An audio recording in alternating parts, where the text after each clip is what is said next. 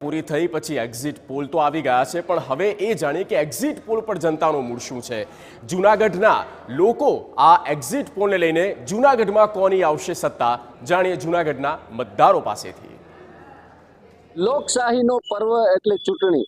જ્યારે 2024 મહાસંગ્રામનું પરિણામ ગણતરીની કલાકોમાં આવશે, એક્ઝિટ પોલનું પરિણામ પણ આવી ચૂક્યું છે, ત્યારે જૂનાગઢના મતદારોનો શું છે મિજાજ કે કોણ જીતશે અને કોણ હારશે તે જાણવાનો પ્રયત્ન કરશું।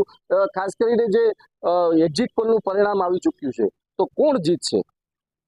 એક્ઝિટ પોલના પરિણામો તો હજુ 2 દિવસ પહેલા આવ્યા, પણ ભારતની જનતાએ 4 મહિના પહેલા એમનું મન બનાવી લીધું હતું અને આખી ચૂંટણી નરેન્દ્રભાઈના નામે લડાઈ છે।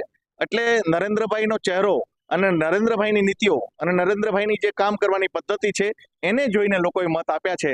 એટલે એક્ઝિટ પોલ તો હજુ પરમ દિવસે આવ્યું, પણ પ્રજાએ તો પહેલા જ નક્કી કરી લીધું હતું 4 મહિના પહેલા કે નરેન્દ્રભાઈ જીતશે, એમાં કોઈ ફેરફાર નથી થવાનો। અન્ય લોકો આપણી સાથે જોડાયા છે, આપણે એની સાથે વાત કરશું। આ વખત જે ચૂંટણીનું જે પરિણામ છે એમાં કોણ બાજી મારશે, શું કહેશો?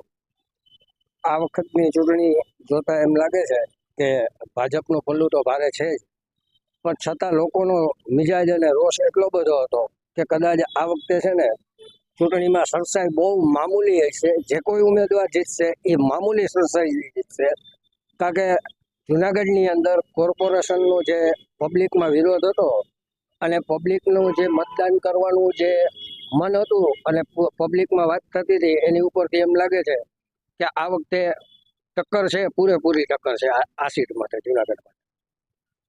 અન્ય લોકો આપણી સાથે છે, એમની સાથે વાત કરશું કે જે રીતે ચૂંટણી પહેલા અને ચૂંટણી બાદ પરિણામમાં બદલાવ આવે તેવું નથી લાગતું?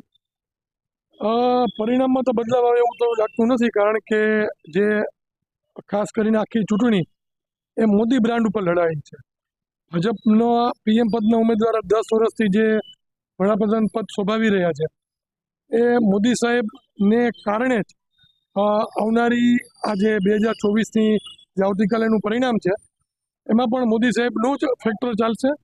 અને બીજું કે સામે કોઈ સ્ટ્રોંગ કેન્ડિડેટ જ નથી કે જે મોદી સાહેબને ટક્કર આપી શકે। અને લોકોને મોદી સાહેબના 10 વર્ષના જે દેશ પ્રત્યેના જે એના કામો છે, દેશ પ્રત્યેની એની જે ભાવના છે, કે રાષ્ટ્રવાદ જેને ઊભો કર્યો છે એને ધ્યાને રાખીને પણ લોકો મત મોદી સાહેબને જ આપ્યો છે। તો આપણી સાથે છે, એમની સાથે વાત કરશું કે જે રીતે કેન્દ્રમાં જે ઇન્ડિયા ગઠબંધન બાજી મારશે કે એનડીએ ગઠબંધન બાજી મારશે? 100% એનડીએ ગઠબંધન બાજી મારશે, 100%, એમાં કોઈ શંકાનું સ્થાન નથી। કારણ કે ઇન્ડિયા ગઠબંધન એટલે ખીચડી છે, હજી એમાં એ નક્કી નથી કે ભાઈ આને લીડ કોણ કરશે, વડાપ્રધાનનો ચહેરો કોણ છે એ કંઈ ખબર નથી। એટલે અંદરો અંદર પાછું બાંધે છે, જેમ કે દિલ્હીમાં કોંગ્રેસ ને આમ આદમી પાર્ટીનું ગઠબંધન હોય ને પંજાબમાં સામસામા લડતા હોય, એટલે લોકોને ખબર છે કે સ્વાર્થનું ગઠબંધન છે। એટલે આમાં તો એનડીએનું પલડું જ ભારે રહેશે, 100%। આ હતા જૂનાગઢના મતદારો કે તેઓએ જણાવવામાં આવ્યું છે કે જે એક્ઝિટ પોલનું જે પરિણામ આવ્યું છે બિલકુલ સાચું છે। બીજી તરફ જે મોદી લહેર છે તે મોદીના નામે લોકોએ મત આપ્યા છે તેવું જૂનાગઢના મતદારોનો મિજાજ છે। વિજયસિંહ પરમાર, TV9 જૂનાગઢ। તો જૂનાગઢના મતદારોનો